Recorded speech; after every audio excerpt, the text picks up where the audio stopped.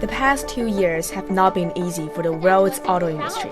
Fluctuations in market demand, and more importantly, the ever-evolving tariffs. This year's Shanghai Auto Show is the first since the European Union confirmed an increase in tariffs on Chinese manufactured EVs. And then this year, the United States announced even more tariffs on exports from China. These might be a headache for all the players in the industry. But if you spend any time with the people attending Auto Shanghai, you wouldn't know. Yeah, it's my pleasure coming home. What you can often see are the happy notes on the big bosses' faces.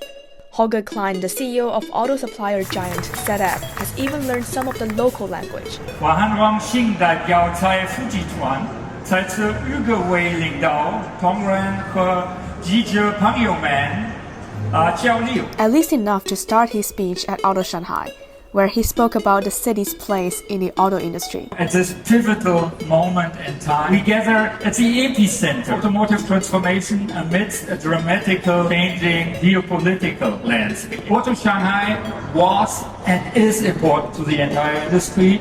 How many clients are you planning to talk to during this Shanghai Auto Show? I didn't count it. Many. Yeah? So that's the fun, meeting Lao Pangyo and having good Congratulations, Holger, Mr. Ke. This car will be in very good hands, I promise. Yes, thank you. NIO, the ET9, has our first steer-by-wire system. And it's the first system, and I say that with a little bit of pride, you allow me, which has a mass production license in China. Dr. Klein, welcome to the Shanghai Auto Show. Thank Great you. to have you with us. Great being here. And I must say it's like coming home and very impressive to see what is shown here. You've been to the Shanghai Auto Show several times, and it's been a long time since we last talked. Any changes you felt? Last time we talked was at the last auto show in 2023. Since then, we reopened and built 10 new plants in China, one tech center, which tells you, and we invested like billions of euros in China. I would believe that everybody realizes how important speed is, acceleration, innovation, and everybody who wants to be successful in China needs to adapt to the speed, and that's what we are doing. Give you an example. We are bringing latest steering technology, for example, to Chinese customers, and the fastest we did so far was last year, 4 months. 4 months from the discussion with the customer to SOP. This is China speed, if you want. Currently, the auto industry also seems to be undergoing a reshuffle. A lot of new EV brands have emerged. Many of them are doing well, but some of them are finding it hard to keep their business. How do you view this situation, and what's ZF's strategy? Look, first of all, I believe this Chinese market is in a way brutal, very competitive. And that's why only the best will stay.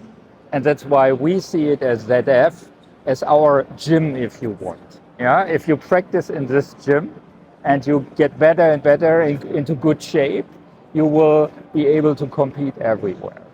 This is why China, although it's a very competitive market, is so important.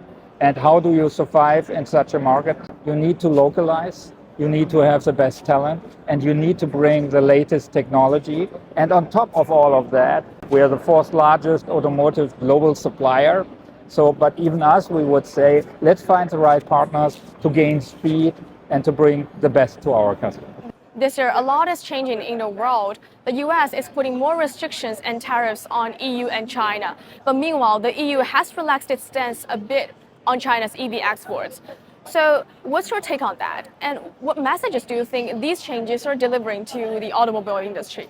We as a global company, we're strong supporters of multilateralism.